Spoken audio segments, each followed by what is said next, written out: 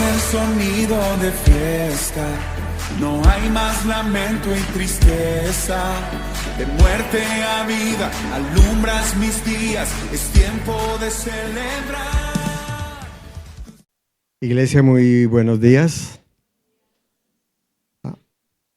Este es el día del Señor, entonces no tenemos afán de terminar, no tenemos afán de correr. Este es el día que hizo el Señor. Nos alegraremos, nos regocijaremos en su presencia, dijo el salmista, porque un día en tus atrios es mejor que 1000 días fuera de ellos. Amén. Escogería antes habitar en la casa de mi Dios que habitar en las moradas de maldad.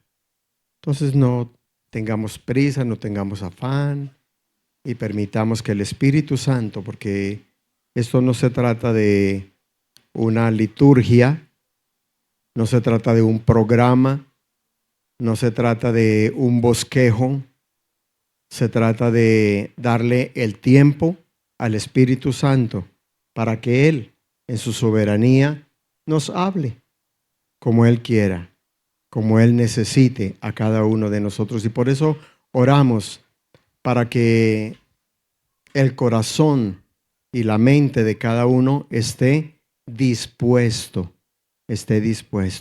Qué lindo tiempo hemos tenido alabando a nuestro Dios. Recuerden, como dijimos, este es el día de Dios, este es el día del Señor. Primer día de la semana, dijo el apóstol Pablo, cada primer día de la semana la iglesia se reunían. Cada primer día de la semana la iglesia se reunía para alabar a Dios, para exaltarlo, para reconocer su grandeza, su majestad y para escuchar también el consejo de Dios, para permitirle que Él obre también en nuestras vidas, que Él haga milagros en nuestras vidas, como es su propósito. En el tema que nos compete o que han venido trabajando en este último mes, en este último tiempo, la última vez que estuve aquí hablábamos sobre nombres del Señor Jesucristo, diferentes títulos que identifican la persona del Señor Jesucristo. Pero ahora veo que están trabajando el tema de las bienaventuranzas. Allí en muchas congregaciones he notado que están trabajando ese tema.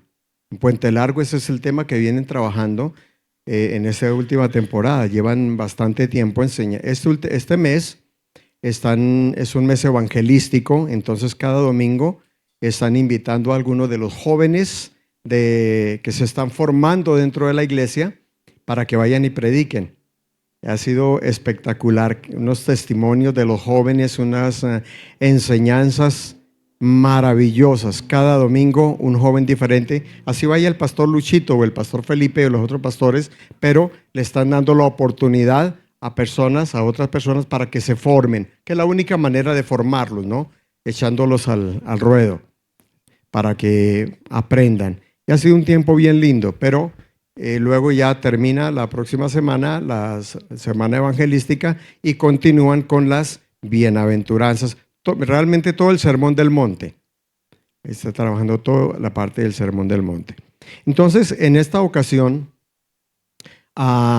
están mirando aquí en Mateo capítulo 5, los versículos 11 y 12, sobre como la última parte, aparentemente, ¿no? La última parte de las bienaventuranzas, pero no es así. Y vamos a estar mirando aquí varias cosas.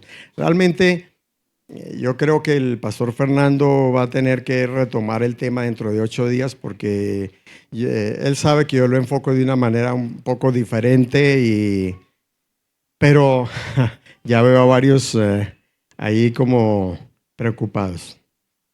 Bueno. Este texto o este tema aquí forma parte de una serie de enseñanzas que he compartido en otras oportunidades y que voy a tocar en esta mañana. Voy a tratar de ser breve, de resumir, voy a tratar, ¿no?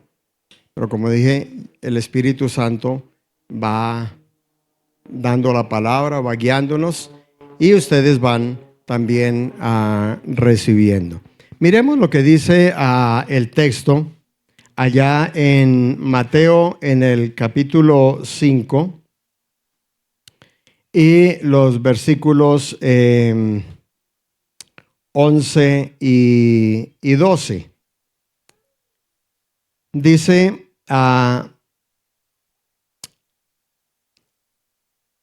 bienaventurados serán cuando los insulten y persigan y digan todo género de mal contra ustedes falsamente por causa de mí. Regocíjense y alégrense, porque la recompensa de ustedes en los cielos es grande, porque así persiguieron a los profetas que fueron antes de ustedes. Normalmente nosotros terminamos el texto allí, pero recordemos que cuando el texto fue escrito, cuando Jesús enseñó, Él no dijo, hasta aquí llega y voy a comenzar otro tema. Él continúa. Y por eso quiero continuar un poquito aquí, porque el versículo siguiente forma parte directa de esta enseñanza.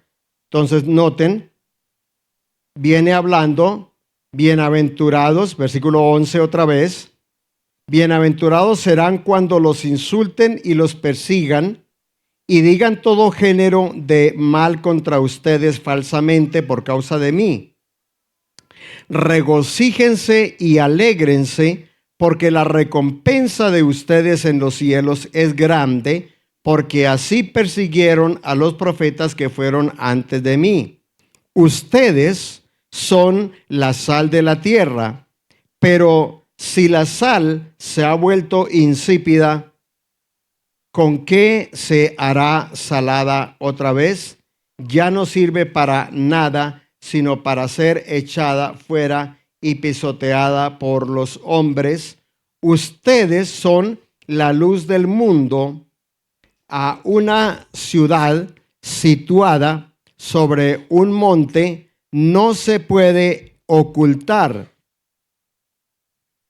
ni se enciende una lámpara y se pone debajo de una vasija, sino sobre el candelero, y alumbra a todos los que están en la casa. Así brille la luz de ustedes delante de los hombres, para que vean sus buenas acciones y glorifiquen a su Padre que está en los cielos. En las bienaventuranzas que ya han venido estudiando, ¿no es cierto? Seguramente han notado algo importante. Por ejemplo, en el versículo 3 de Mateo 5 dice, bienaventurados los pobres. Versículo 4, bienaventurados los que lloran. Versículo 5, bienaventurados los humildes. Entonces, no sé si ustedes notan algo importante aquí. Y es que en estas bienaventuranzas hay una no sé cómo encuentro la palabra, indirecta, es decir, es un mensaje en tercera persona. Bienaventurados aquellos, bienaventurados aquellos, bienaventurados aquellos, bienaventurados aquellos, bienaventurados los, bienaventurados los, bienaventurados los. Pero al llegar a esta bienaventuranza que tocamos hoy y los versículos que leímos, cambia la persona y la pasa a segunda persona. ¿Sí lo habían notado? No, no lo habían notado. Notaron que de allá dice bienaventurados los, bienaventurados los, bienaventurados los. Pero aquí, en el versículo 11, lo pasa, no sé, segunda persona o cómo se dice, bienaventurados ustedes. Es un mensaje directo, cambia la persona. Aquí ya no es algo como indirecto, sino como algo directo. Porque las primeras bienaventuranzas, hasta el versículo 10, tienen que ver directamente con el evangelio del reino. Recuerden que cuando Moisés saca al pueblo de Egipto, llegan a Sinaí y allí en Sinaí Dios a través de Moisés, ¿qué es lo que hace con el pueblo? Les da leyes, les da estatutos, las normas del reino. Voy a tener que devolverme un poquitico, por eso dije, dejemos que el Espíritu Santo nos vaya recordando, ¿no? El pueblo de Israel había estado esclavo en Egipto durante más de 430 años. ¿Estaban cómo? En una posición de esclavos. Tenían un rey. ¿Quién era su rey? Faraón. Tenían una cultura. Tenían una lengua. Tenían todo lo que Egipto era, ellos lo habían asimilado. Por eso muchas veces recordamos, decimos, ellos salieron de Egipto, pero Egipto no salió de ellos, no salió de sus vidas, porque se había formado parte de ellos, ya estaban metidos en su ADN, en su cultura. Entonces, cuando Dios llama a Moisés, recuerden, espero que lo recuerden. Cuando Dios llama a Moisés, Dios bueno, hay dos acontecimientos importantes. El primero, tan pronto Moisés se encuentra con Dios, Génesis capítulo 3, los versículos 7 y 8. Recuerden que en el capítulo 3, los primeros versículos es lo de la zarza, ¿no es cierto? Está todavía Moisés allí hablando con Dios en la zarza, frente a la zarza. Es decir, la voz de Dios que está escuchando Moisés proviene ¿de dónde? De la zarza. Ellos están ahí en ese lugar. Y estando allí, en el capítulo 3, versículo 7, le dice Dios a Moisés: bien he visto la aflicción de mi pueblo que está en Egipto. He oído su clamor a causa de sus exactores.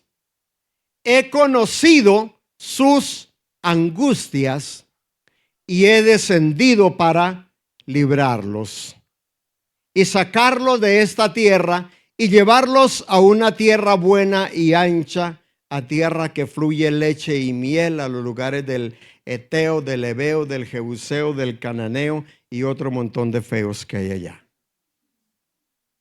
El clamor pues de los hijos de Israel ha subido delante de mí, y también he visto la aflicción con que los egipcios los oprimen. Ven por tanto y te enviaré para que saques a mi pueblo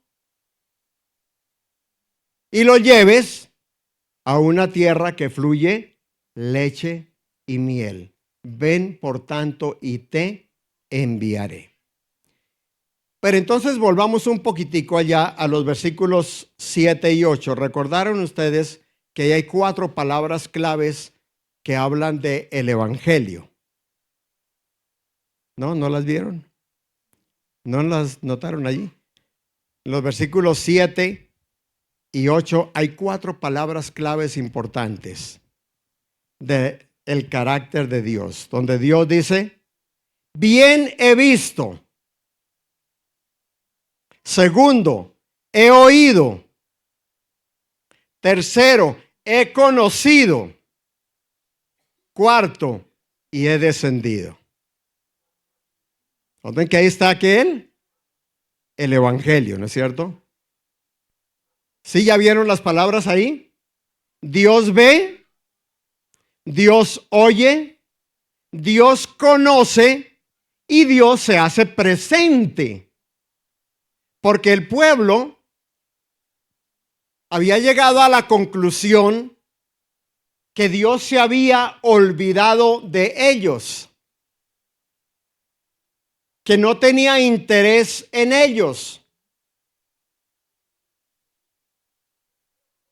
y que por eso ellos están experimentando lo que están experimentando: la esclavitud, la opresión, la muerte de sus hijos,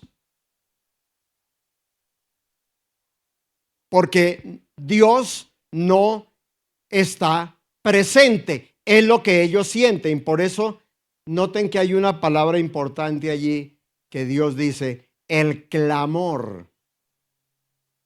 El clamor. ¿El qué? ¿Entienden ustedes la diferencia entre clamor y oración? Muchas veces uno dice: bueno, vamos a orar, oremos. Sí, Señor, te damos gracias, te bendecimos, tú eres bueno, tú eres fiel, tú eres misericordioso, Señor.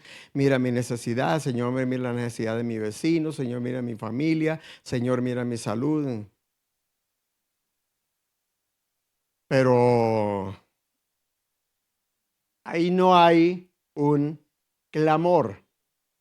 Pero entre en una situación de angustia, en una situación de desesperación. ¿Y ha tenido usted que clamar alguna vez? ¿Clamarle a alguien para que le ayude? ¿Clamarle a alguien para que le supla, para que no lo echen, para que le ayuden con su salud, para que le ayuden? Clamar es diferente a orar religiosamente, despectivamente.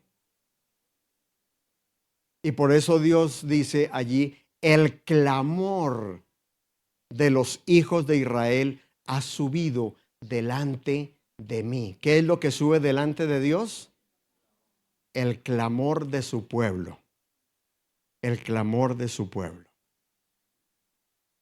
Y entonces Dios dice: mire, entonces yo, primero, ¿qué dice? He visto. ¿Qué es lo que ha visto? Su aflicción. Pero luego dice: y, ese y complementa, y he oído su clamor. Tercero, he conocido. Porque es que si entrara aquí a desarrollar estos versículos, se nos iría todo el resto del tiempo, y dije que iba a tratar de resumir, ¿no? Pero hay oraciones que hacemos porque sí. La Biblia dice en el Nuevo Testamento: pedís y no recibís, porque pedís mal. ¿Qué hemos de pedir como conviene? No lo sabemos. Pero qué precioso, qué maravilloso saber que Dios dice: pero yo conozco realmente cuál es tu necesidad. Y por eso muchos hemos llegado a esa conclusión que Dios no nos da lo que nosotros pedimos, sino lo que nosotros, ¿qué?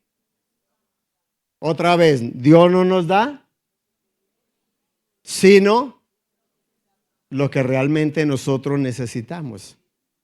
Entonces, miren qué importante, pastor, para un domingo de estos, desarrollar esas 4 palabritas allí. Dios ve, Dios oye, pero Dios conoce. Pero no solamente Dios ve, Dios oye y Dios conoce, sino que Él se hace presente y he descendido. ¿Para qué descendió? ¿Para qué vino? Para sacarlos de la esclavitud y llevarlos a la libertad. ¿Para qué? Sacarlos de la esclavitud y llevarlos a la libertad. Noten que ese es el evangelio. Entonces, en esta primera entrega que Dios le hace a Moisés, la podemos resumir en una palabra: libertad. Amén. Liberación. Libertad. Y comienza todo el proceso y Dios les cumple literalmente todo lo que les prometió. Ahora llegan a Sinaí, ya salieron, ya pasaron el Mar Rojo, pasaron Mara, pasaron Elim y ahora están en Sinaí.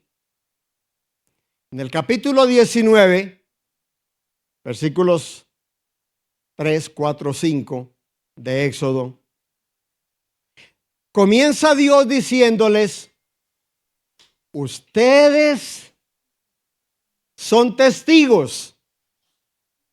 Ustedes vieron con sus propios ojos lo que le hice a los egipcios y cómo a ustedes los he tomado sobre alas de águilas y los he atraído hacia mí. Ahora pues, si diereis oído a mi voz y guardareis mis preceptos, vosotros seréis mi especial tesoro sobre todos los pueblos de la tierra, porque mía es toda la tierra. Y vosotros me seréis un reino de sacerdotes y gente santa. Amén. Pero comienza diciéndoles: ustedes vieron que ya les cumplí literalmente la primera entrega. Ya no está Faraón, ya no está Egipto ahí. Están lejos de Egipto. El mar los ha separado. Ya no hay un rey, ya no tienen un rey que los gobierne.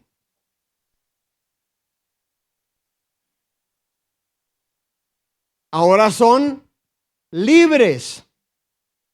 Pero, dijo alguien esta mañana, cuidado con los peros. Pero ustedes no pueden quedar libres.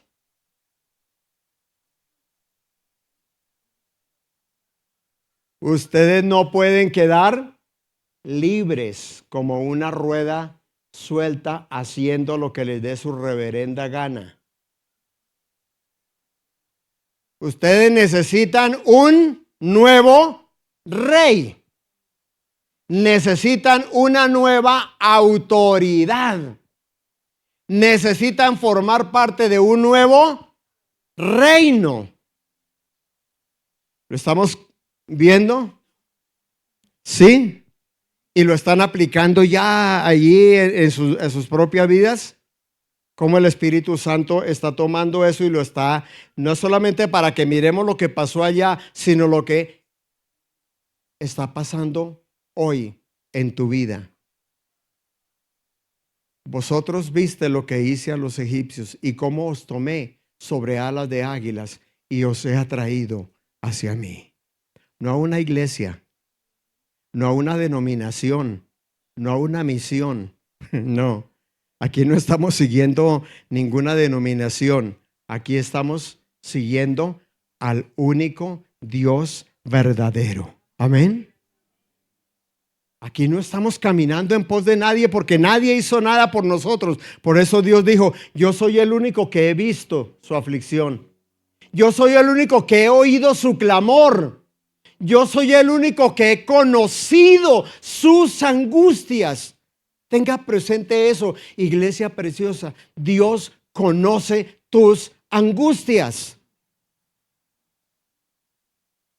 Pero Él no se ha quedado solamente allá en lo etéreo. Él ha descendido y está en medio de nosotros para sacarnos de esta situación y llevarnos a una tierra buena y ancha, a tierra que fluye leche y miel, a llevarnos a una tierra prometida.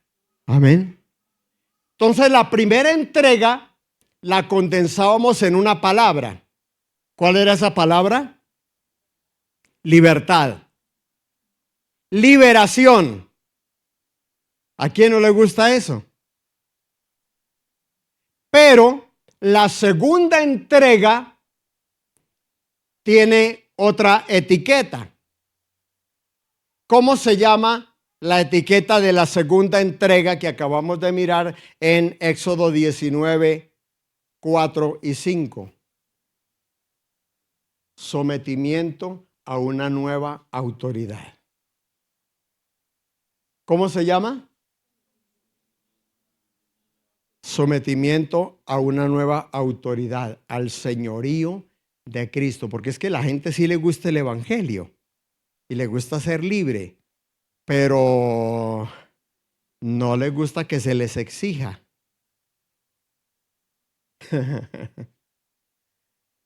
Eso no les gusta. Noten ustedes que la primera entrega, y eso lo había mencionado aquí en otra ocasión, pero lo recuerdo esta mañana. Recuerden que la primera entrega la celebraron con danzas, con panderos. Libre, tú me hiciste libre, tú me hiciste libre, libre Señor. Rotas fueron las cadenas que estaban atando mi corazón. En Egipto esclavo fui, sí, sí, oh sí. En Egipto esclavo fui del vil faraón. Triste, muy triste estaba mi corazón, lloraba. Hazme libre, Señor. Triste, muy triste estaba mi corazón, lloraba. Hazme libre, Señor. Amén. ¿Y qué otra cantaron allá en aquella ocasión? ¿Se acuerda que ellos cantaron varias canciones? Entre esas, ¿se acuerda que una que la cantaban? Bueno, ya es que con todos los cambios que han habido, pero ellos cantaban también, echó a la mar, quien los perseguía, jinete y caballo, echó a la mar, los carros del faraón. Oh, la la la la la la la la. Y qué fiestononón. ¿Se imaginan a María dirigiendo ese culto de alabanza? Danzando, dice que danzaban.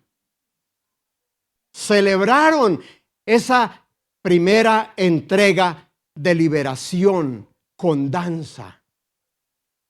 Pero ¿saben que la segunda entrega nunca la celebraron? La segunda entrega nunca les gustó. ¿Sí sabían eso? ¿No? Murió Moisés, vino Josué. Murió Josué y comenzó el periodo de los jueces. Y en Jueces 17:3 y en Jueces 21:21, el último versículo de Jueces, pero Jueces 17:3 dice algo Tremendo. En aquellos días no había rey en Israel. Cada uno hacía lo que bien le parecía. Eso es una manera diplomática de decir, cada uno hacía lo que bien le parecía.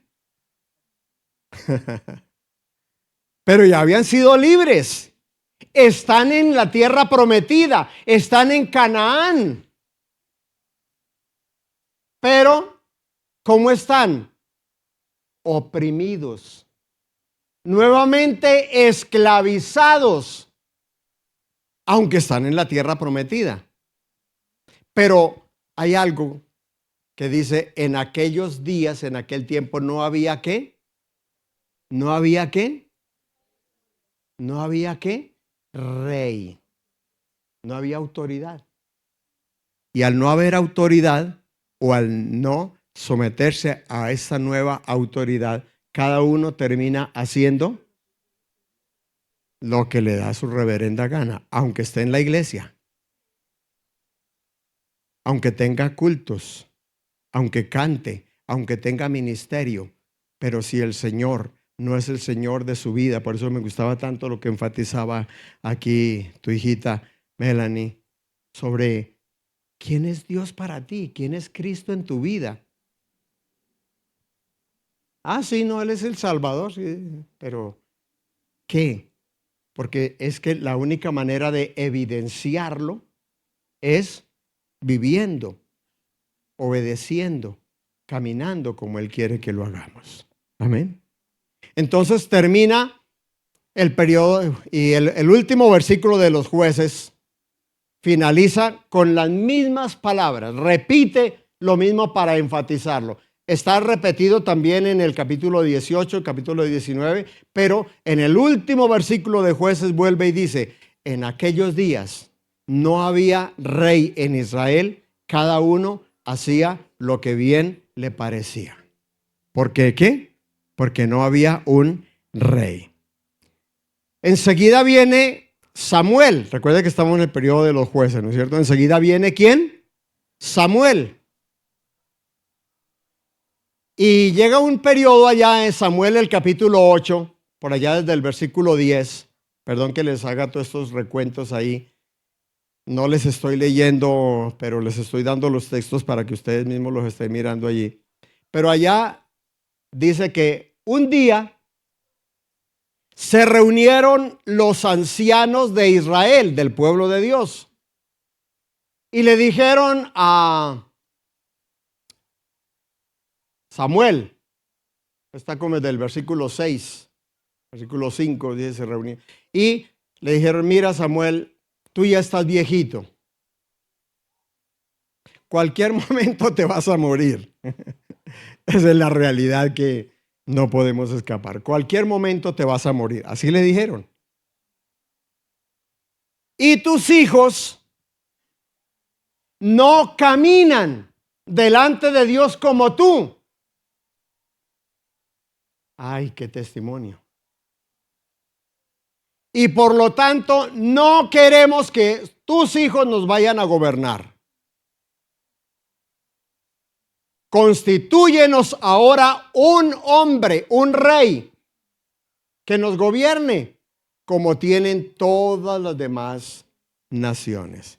Y Samuel, que era un hombre sintonizado con Dios, conectado con Dios, dice, le dolió en su corazón que el pueblo se atreviera a semejante pedido.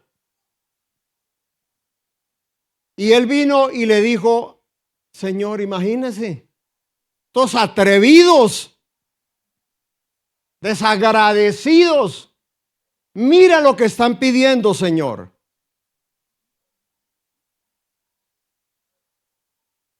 Y Dios le dice, tranquilo, hijo, no te angusties, porque no es a ti a quien han rechazado, sino a mí.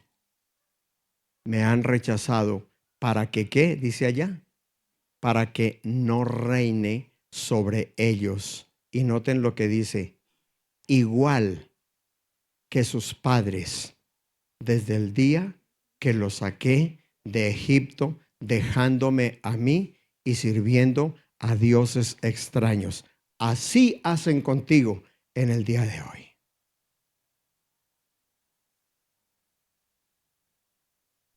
Nunca aceptaron la segunda entrega. Les gustó lo primero. Les gusta la música, les gusta cantar, les gusta danzar, les gusta todo eso. Pero que Cristo se meta en mi vida y me diga lo que tengo que hacer. Que el Espíritu Santo venga a gobernar mi vida y me diga cómo tengo que gobernar mi vida. Yo manejo mi vida, manejo mi familia, manejo mis negocios, manejo como a mí me dé la reverenda gana. ¿Por qué me tienen que pedir que tengo que dar ofrendas y que tengo que dar para la iglesia? No, si a mí me da la gana lo hago y si no, no. ¿Por qué me piden que me tengo que quedar hasta tarde en un culto? No, si me da la gana, bien, y si no, no. A mí ¿quién es este pastorcito que se cree aquí para venir a decirme lo que tengo que hacer o no? No, es que nosotros no estamos aquí para complacerlos a ustedes. Estamos aquí para prepararlos para la eternidad. Gústeles o no les guste. Amén. Porque así es el evangelio. Tiene que ser claro. Tiene que ser conciso. Amén.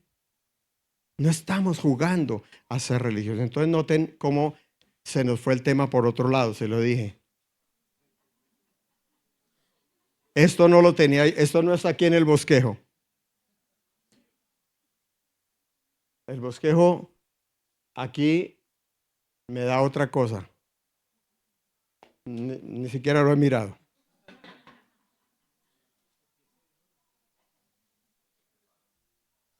Pero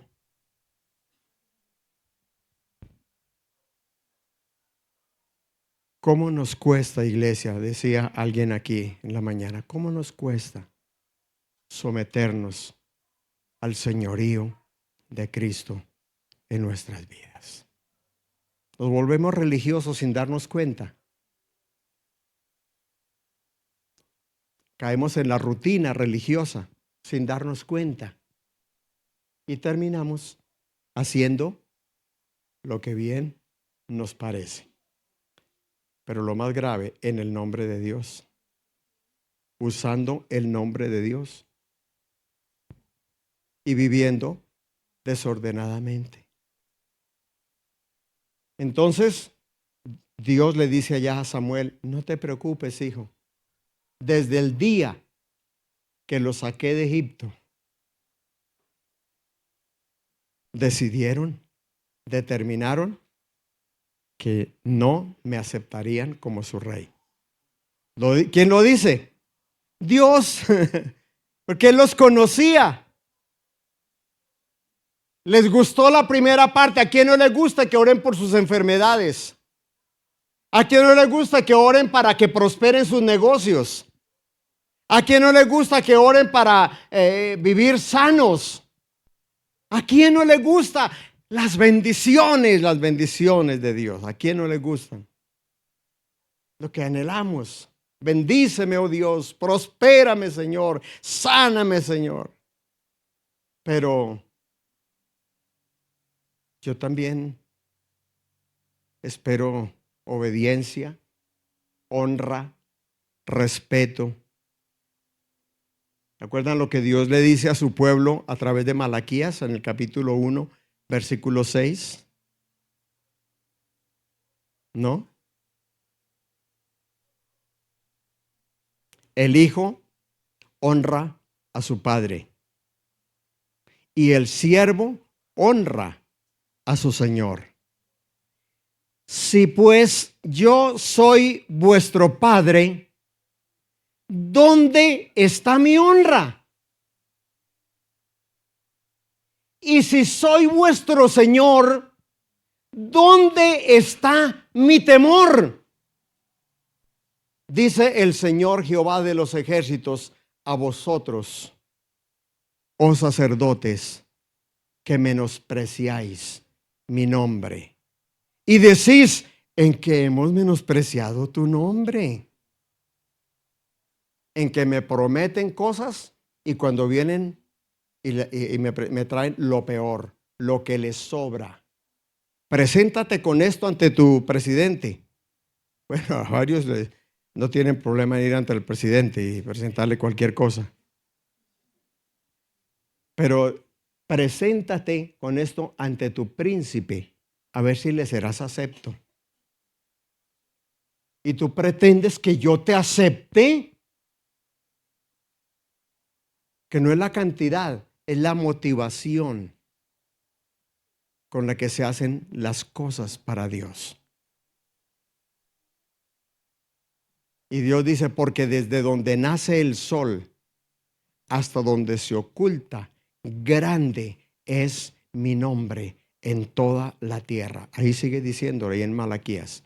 Y vosotros lo habéis defraudado, me habéis defraudado, desilusionado. Porque me ofrecen una cosa y me traen otra. ¿Cuántas promesas le hemos hecho a Dios? Cuántas buenas promesas, con buenas intenciones. Pero salimos de aquí y se olvidó. Y seguimos nuestra vida haciendo lo que nos da la reverenda gana, lo que nos provoca.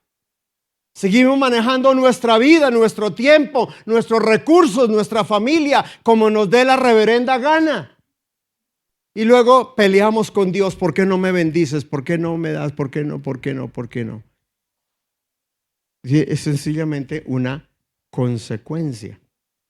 Entonces, noten que comencé con una palabrita para ir enlazando allí y diciéndoles Mateo capítulo, el sermón del monte es el mensaje del reino. Entonces les decía, cuando Dios llamó a Moisés para sacar a su pueblo de Egipto, los llevó a Sinaí y les dio ¿qué? Leyes, normas, estatutos, principios.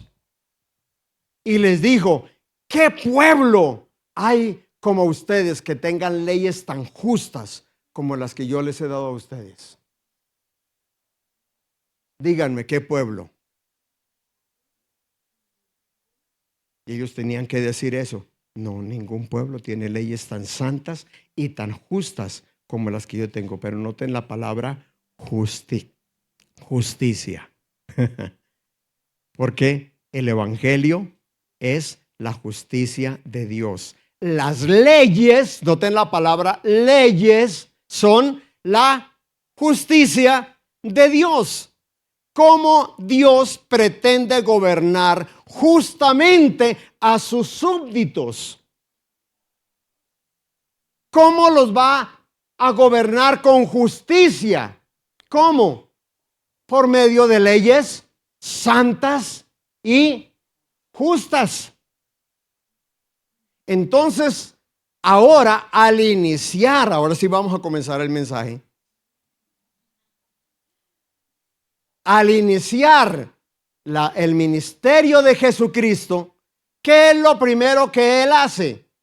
Reunir a sus discípulos y a sus súbditos para establecer las normas del reino. ¿Para qué? Entonces, el sermón del monte no es otra cosa que el establecimiento de las leyes justas de Dios para su pueblo. En este caso, para ti, para mí, para la iglesia. Ahora ya lo enlazamos. ¿Sí? ¿Ya lo conectaron? Ya conectaron a Éxodo con Mateo. ¿Sí? Y si no, el pastor se lo explica dentro de 8 días.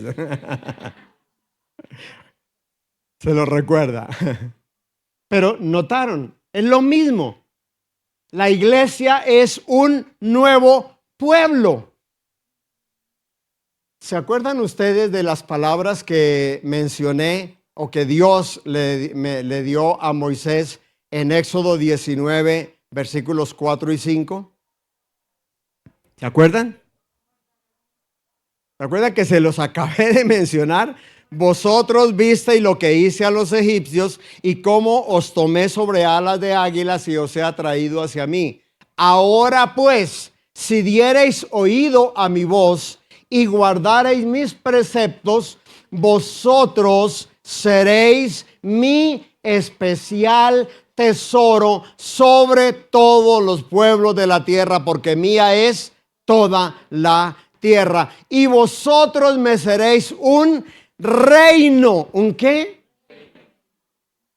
Un reino de sacerdotes y gente santa. Entonces, lo que Dios está haciendo por medio de la iglesia es estableciendo un reino. Él es el rey. Aquí están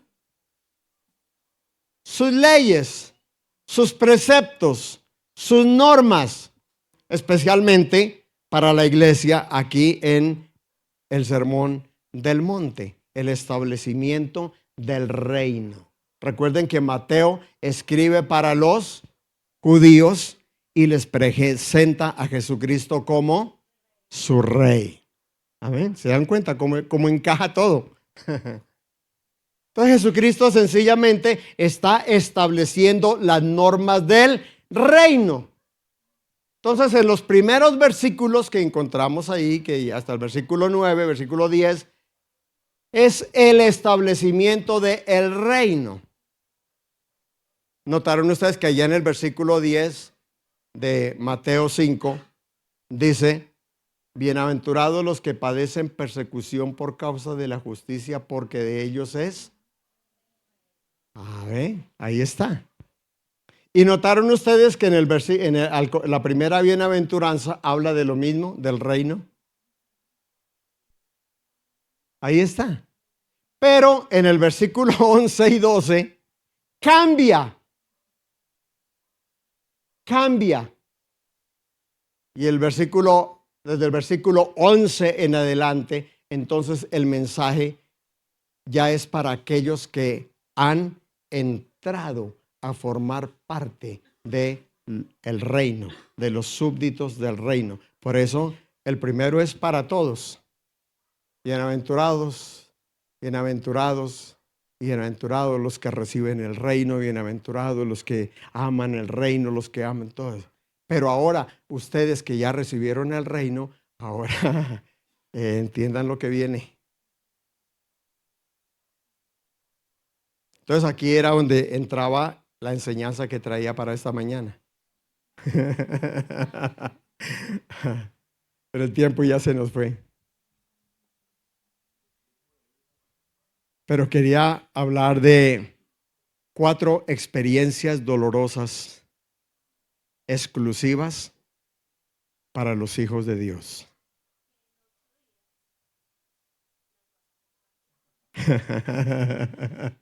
Espíritu Santo, Él es el que da la orden.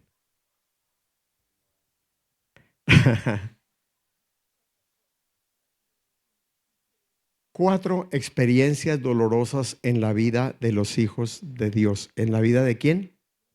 De los hijos de Dios. Y esas 4 experiencias las voy a mencionar. No sé si de en 8 días o más adelante, pero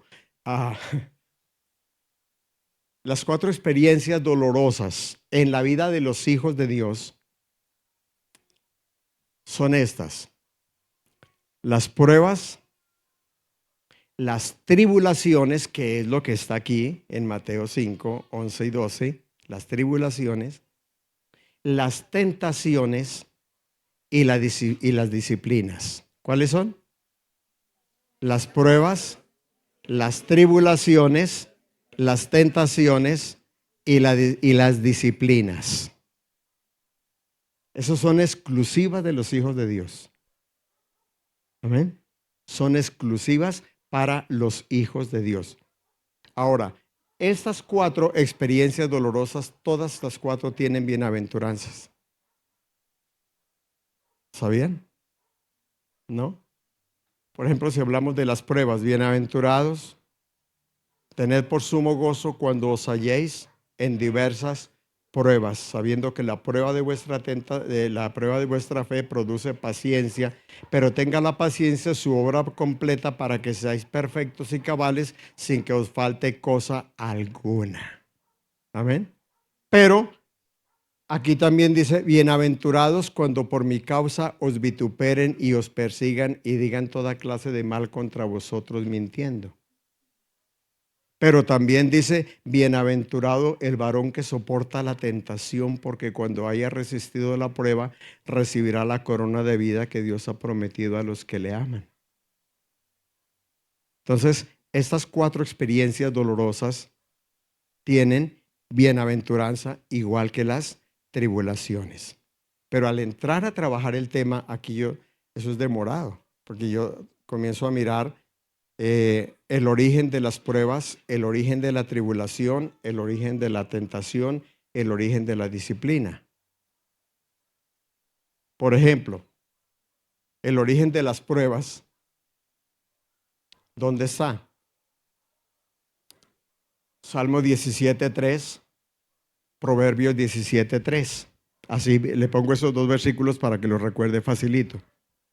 Salmo 17:3.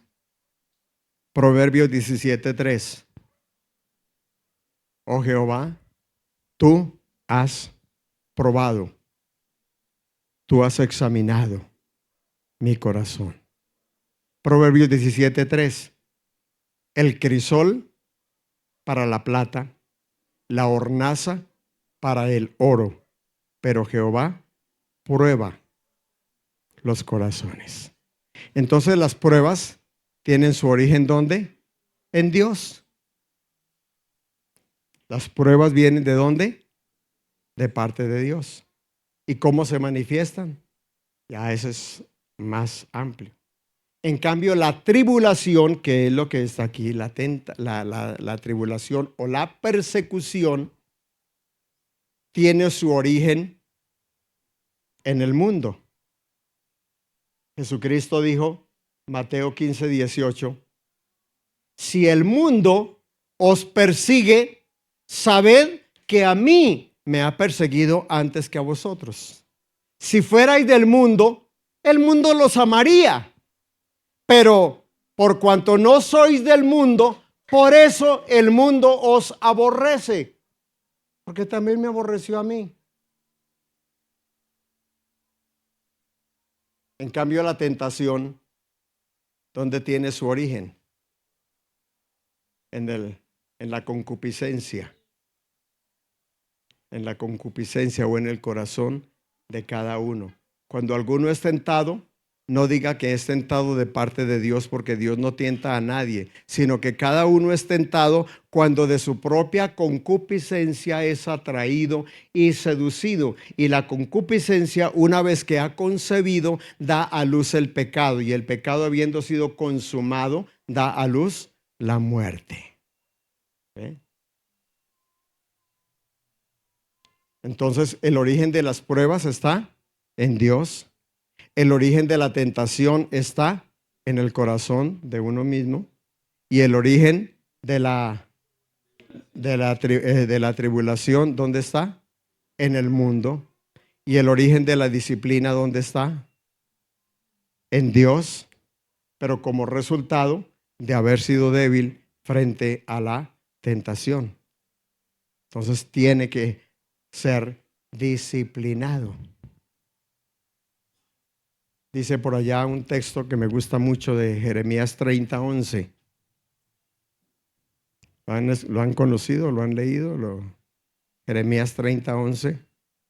Porque yo estoy contigo para salvarte, dice Jehová. Y destruiré a todas las naciones entre las cuales te he esparcido. Pero a ti, mi pueblo, a ti no te destruiré, sino que te castigaré con justicia. De ninguna manera te dejaré sin castigo. Gloria a Dios. ¿Nota cómo responde la gente a eso? ¿Cómo les gusta? Nos gusta que nos bendigan, pero que que no nos vayan a tocar. Pero entonces, ¿qué dice? ¿Qué dice la palabra?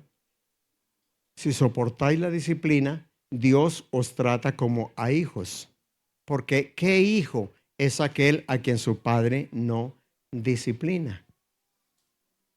Pero si se os deja sin disciplina, de la cual todos vosotros habéis venido a ser participantes, si se os deja sin disciplina, entonces sois bastardos y no hijos. Y si soportábamos la disciplina de nuestros padres, que lo hacía de buena voluntad, ¿cuánto más no soportaremos la disciplina que viene de parte de Dios, cuyo propósito es para que participemos de su santidad?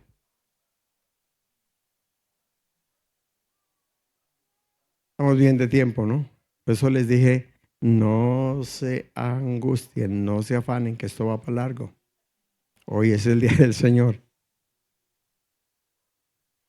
Lo voy a dejar hasta allí porque lo importante no es la cantidad de información,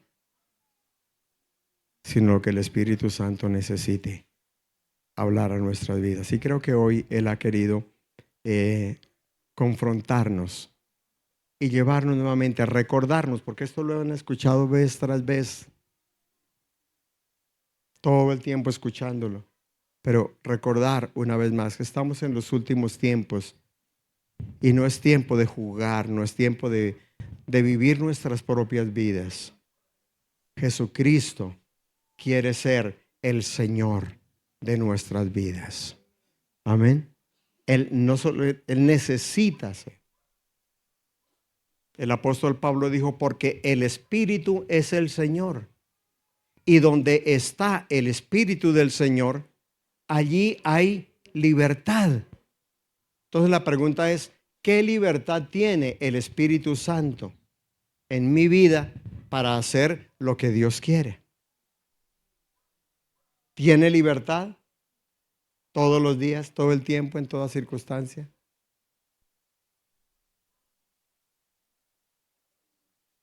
Entonces, esta bienaventuranza de la tribulación forma parte de la justicia de Dios para nosotros. Él dice, bienaventurados cuando por mi causa os vituperen y os persigan. Gozaos y alegraos. Noten que hay una, ¿cómo se llama? Redundancia. Bienaventurados. ¿Qué significa la palabra bienaventurados? Felices, doblemente felices. Hay muchas maneras de mirarlo. Pero luego vuelve y dice, gozaos. Y no solamente eso, regocijaos. Porque así persiguieron a los profetas que fueron antes de vosotros. Pero hay una palabrita allí que debemos tener en cuenta y dice, cuando los insulten por mi causa injustamente, mintiendo. Ahí está el secreto. Porque es que muchas veces sí estamos sufriendo, pero por necios, por tercos, por cabezones, por testarudos, por obstinados. Entonces estamos sencillamente sintiendo las consecuencias, sufriendo las consecuencias y peleando con Dios. Entonces, al entender, por eso quise incluir estas 4 experiencias que son exclusivas de los hijos de Dios, experiencias dolorosas en la vida de los hijos de Dios. ¿Por qué? Porque forman parte de la justicia de Dios y porque tiene que ver con la formación del carácter de un verdadero hijo de Dios. Dios tiene que probarnos. Adán fue probado. Caín fue probado. Abraham fue probado. Todos los seres humanos. Jesucristo fue probado. Jesucristo fue atribulado. Jesucristo fue tentado. Y Jesucristo fue disciplinado. Pero no por sus pecados, sino por los míos. Hebreos 5:7. Y por cuanto era hijo, por medio de la aflicción, aprendió la obediencia. y habiendo sido perfeccionado, vino a ser autor de eterna salvación para todos los que le obedecen. ¿Se da cuenta que este tema es extenso?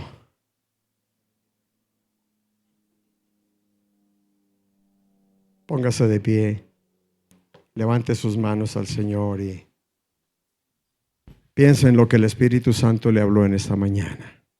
No en lo que yo haya dicho, en lo que el Espíritu Santo quiso en esta mañana recordarnos. Recuerden que necesitamos venir a la iglesia para entender esto. Necesitamos someternos al señorío de Cristo. En aquellos días no había rey en Israel. Cada uno hacía lo que bien le parecía. Pensemos en nuestra propia vida. Si estamos haciendo lo que bien nos parece, lo que nos da la gana, ¿por qué? ¿Por qué? Necesitamos que Cristo realmente sea mi Señor, el dueño, el amo de mi vida, que gobierne mi vida por su Espíritu Santo. Padre, yo bendigo en esta tarde la iglesia, bendigo los pastores, bendigo, Señor, cada persona que ha venido en este día con un corazón dispuesto para alabarte, para adorarte, para bendecirte, pero también para decir, Señor, perdóname, me arrepiento. Perdóname por el tiempo desperdiciado. Perdóname por las decisiones emocionales. Perdóname por hacer tantas cosas sin contar contigo, por olvidarme que tú eres mi Señor, el dueño de mi vida, mi amo. Yo quiero someter mi vida al señorío tuyo. Yo quiero que tú seas realmente mi rey, mi Señor, mi autoridad en todas las áreas de mi vida. Todos los momentos, todas las circunstancias. Yo necesito, Señor Jesucristo, que tú tomes cada área de mi vida. Rindo a ti una vez más en esta mañana. Cada área de mi vida. Dígaselo allí con sus propias palabras. Dígaselo a Él en esta mañana. Someta su vida al señorío de Él. Porque como hemos escuchado en esta mañana, el sermón del monte, que comienza con las bienaventuranzas, es el establecimiento del reino de Dios en mi vida, en mi familia, en mi empresa, en mis estudios, en mi trabajo. El establecimiento del reino de Dios en mi vida. Señor Jesucristo, como tú enseñaste, venga a nosotros tu reino, hágase tu voluntad en mi vida, en mi familia, en la iglesia, hágase tu voluntad, como se hace tu voluntad en el cielo, así deseo que se haga también en la tierra, en mi vida, en la iglesia.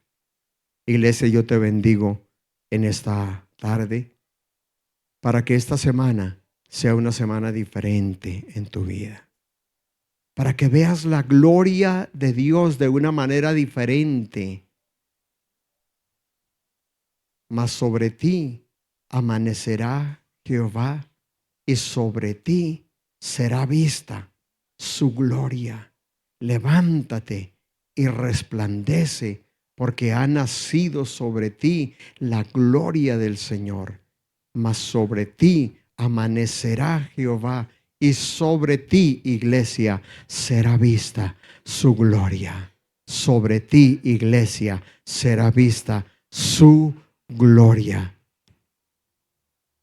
Porque Él llenará esta iglesia con su gloria, como las aguas cubren el mar. En el nombre de Jesús te bendigo. Amén.